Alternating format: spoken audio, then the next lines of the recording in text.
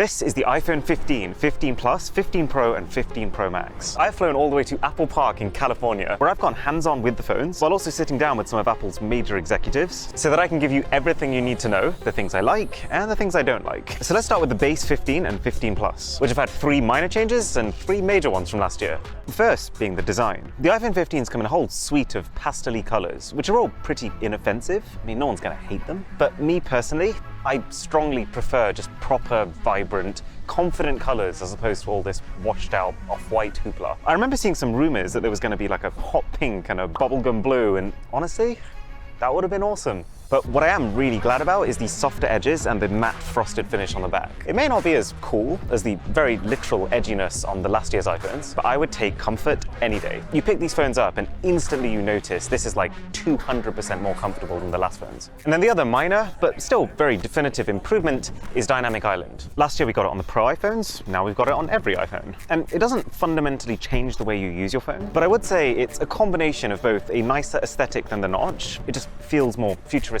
and less like your phone's got a fringe. They're the same picture. With just a sprinkle of nice to have features. Things like when you start a timer, you can see the progress of that timer. How when you order an Uber, it'll tell you how many minutes till that Uber arrives. Funnily enough, on my flight on the way here, it was telling me the whole journey how much longer I had left till landing time, which is actually really convenient. And the other perk of it is that it persists even when you move to other apps. And so even though this Dynamic Island, it isn't physically creating any new screen space, it's the way that Apple has made the software around it that almost makes it behave like a secondary sub-display within your main display that lets you do 2 things at once.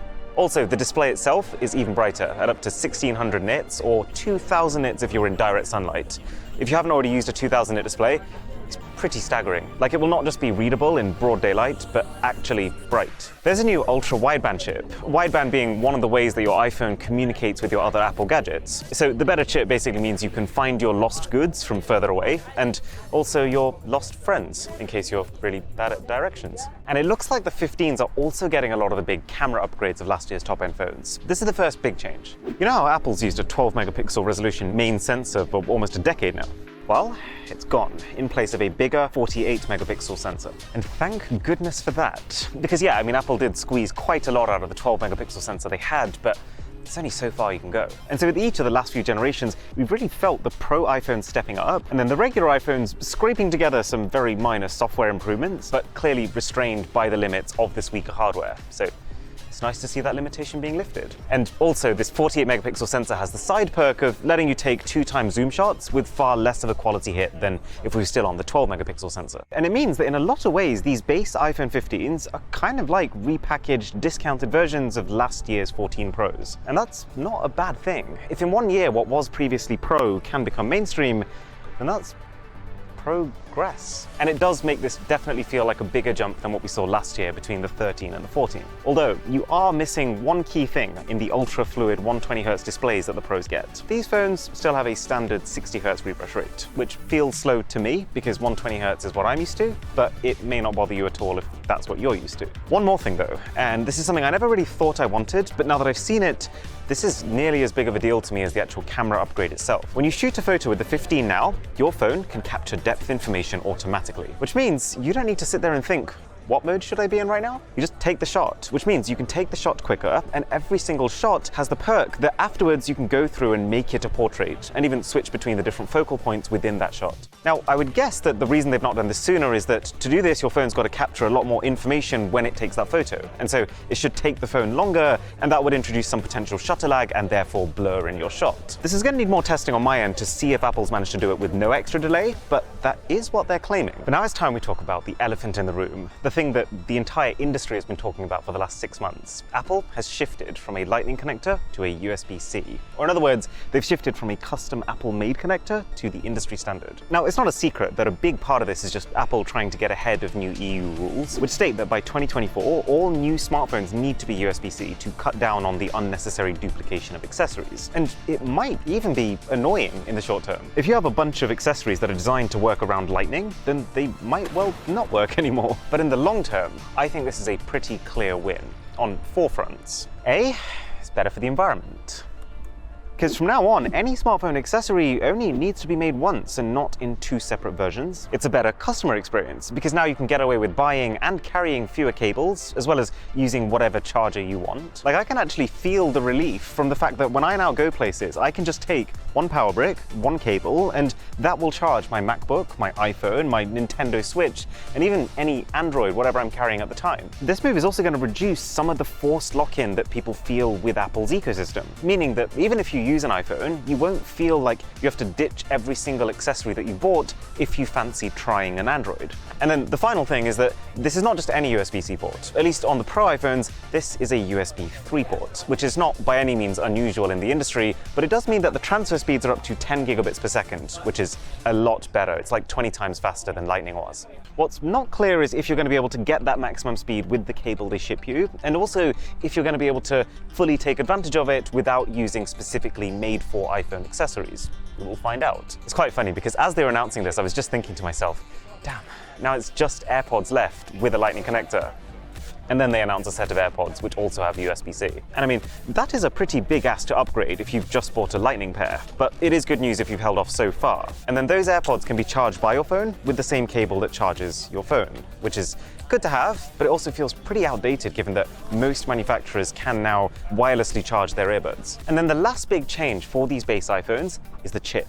And this is both kind of one of the biggest draws and one of the biggest drawbacks. See, every year up until 2022, when Apple's launched a set of phones, all those phones were released with the same chip, with potential slight modifications, the A14 Bionic, the A15 Bionic, etc. But last year, they started to separate. The Pros got the very latest A16, while the normal phones stuck with the same chip as the year before, the A15. And so, while it is great that the base iPhones this year are getting an upgrade, the normal 15s will now get the same A16 that the Pros got last year, and that it is, let's be very clear, a super fast chip that will not cause any performance problems. What we're not getting is the very latest A17 that the 15 Pros have, which basically means, yeah, this is a trend that we can just expect to see going forward. That the Pro phones will have not just better materials and better cameras and better display tech, but will also be the only way to actually get the latest internals too. Remember, there's two ways to grow a company. You can either increase the amount of customers, which I'm sure Apple is doing, but it's a difficult market to be doing that in, or you can increase the average revenue per customer. And I think this is what's happening with the iPhone right now. I'm about to show you this in full force, but the point is, there has never been a bigger gap between Pro and non-Pro as there is now with the iPhone 15s. And the reason is to make it as much of a no-brainer as possible for a non-Pro user to become a Pro user. Because once you become a Pro user once, if you think about it, you're going to stay a Pro user. You're going to keep buying the $1,000 plus phones every time you upgrade, and you're probably going to feel more bought into the ecosystem as a result. Like, you might well think, well, I've already spent $1,000 on my phone, I should probably get AirPods Pro. And if I get an iPad, I should probably get the iPad Pro. And what's another $10 a month for some Apple Music too? Regardless of the strategy, the iPhone 15 Pros are pretty badass. And for these, there are 6 major things that we need to talk about.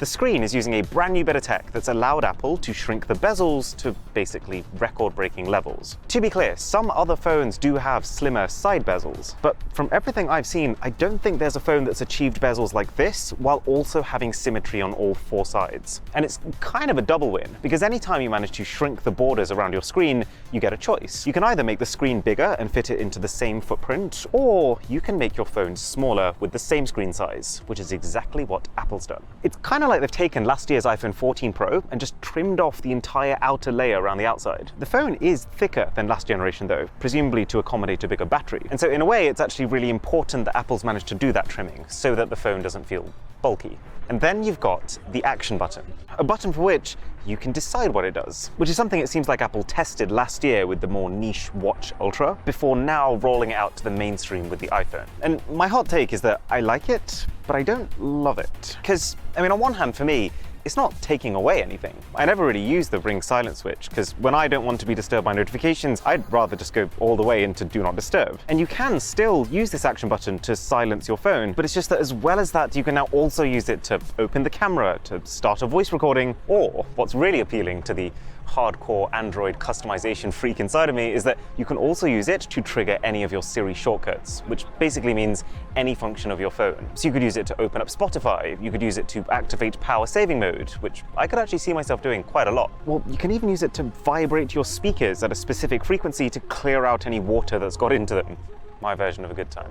But it's just, there was also something nice about a slider, that you could see what state it was in at a glance, and that you can never accidentally trigger like you can with a button. Plus, the key perk of an action button in my mind is that it is a faster, more convenient way to trigger a command that you regularly use. But when I'm holding my phone, and I imagine when you're holding your phone, my fingers are never all the way up here to be able to do that comfortably. At that point, it might actually be easier to just program multiple taps of your power button to execute that same command. I mean, that is how I set up my iPhone 14. Triple tap on the power button turns the screen grayscale.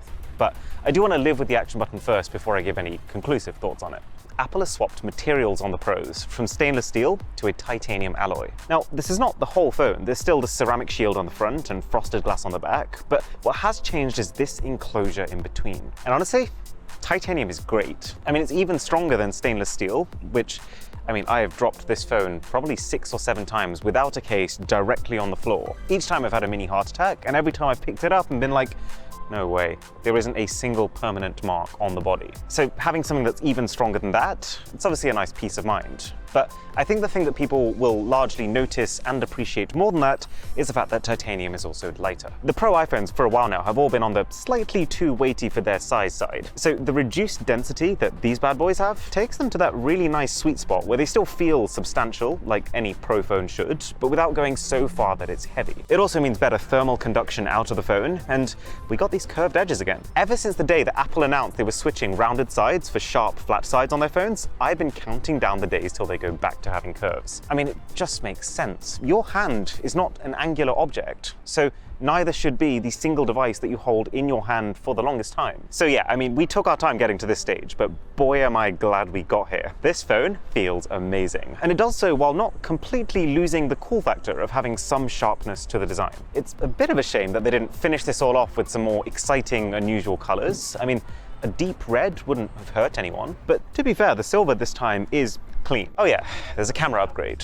Obviously there's a camera upgrade. Smartphones in 2023. So there's a slightly improved ultra-wide camera and a bigger sensor for the main camera, which they're saying is going to make up to a 2 times difference to low light shots. So we will definitely test that theory. And also, subtle little thing. They only spent like 3 seconds in the event talking about it, but they've also introduced a new coating to the camera, which apparently reduces the amount of lens flares. This is a top requested feature. Loads of people have asked for this, but equally I don't think it has completely eliminated it based on my very quick testing. 24 megapixels is now the default resolution output for the main camera, which I know sounds a little underwhelming given that it is a 48 megapixel sensor, but what's happened so far, and what tends to happen with most companies who use high resolution cameras, is that they take the shot at full resolution and then they downscale that resolution to have a cleaner but lower resolution output. Whereas this kind of makes it seem like Apple is now confident enough in the image cleanliness already that they're no longer feeling like they need to reduce that resolution so much. Obviously Apple's example shots are very curated, but they are showing levels of detail that the iPhone 14 in auto mode just could not do. And then probably the biggest camera change is on the iPhone 14 Pro Max only.